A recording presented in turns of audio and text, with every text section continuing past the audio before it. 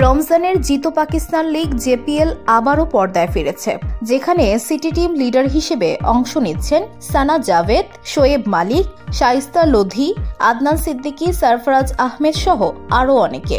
তবে এবার আলোচনার কেন্দ্রে শোয়ের প্রাণবন্ত উপস্থাপক ফাহাদ মুস্তাফা।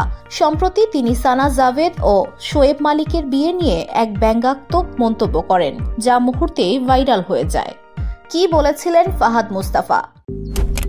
মালয়েশিয়ান প্রযুক্তিতে তৈরি অত্যাধুনিক cleaning machine modern vacuum cleaner যে কোনো ধরনের ধুলো ময়লাকে পরিষ্কার করে ঘরকে করে তুলুন চকচকে ও আকর্ষণীয়। Modem, brand of luxury. শোতে একটি গেম সেগমেন্ট চলাকালে সানা জাভেদ মজার ছলে ফাহাদ মুস্তাফাকে বলেন, আমি এখানে ছেলেদের দেখতে পাচ্ছি না, আমাকে কয়েকজন খুঁজে দিতে সাহায্য করুন। এর জবাবে ফাহাদ রসিকতার সুরে বলেন, অনেক ছেলেই তো এখানে আছে, ভিড়ের দিকে দেখুন, তবে আর নতুন কাউকে খুঁজে দেব না, আমি তো ইতিমধ্যেই আপনার জন্য একজনকে খুঁজে দিয়েছি। ফাহাদের এই মন্তব্য শুনে উপস্থিত দর্শকেরা হাসিতে ফেটে পড়েন, কিন্তু সানা জাভেদ দ্রুত তাকে থামানোর চেষ্টা করেন। এদিকে ফাহাদের এই রসিকতাময় ভিডিওটি সোশ্যাল মিডিয়ায় ব্যাপকভাবে ছড়িয়ে পড়েছে, যেখানে দর্শকদের প্রতিক্রিয়া দুই ভাগে বিভক্ত হয়েছে।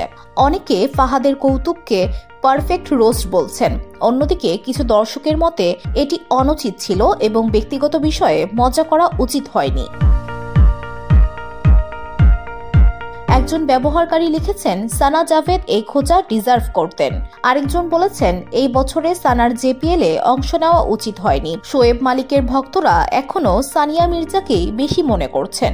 এদিকে শোয়েব মালিকের সমালোচকরা সামাজিক মাধ্যমে সানিয়া মির্জার প্রতি সহানুভূতি প্রকাশ করছেন এবং তাকে সমর্থন জানাচ্ছেন। সূত্র সামা TV. VOD Bangla news desk.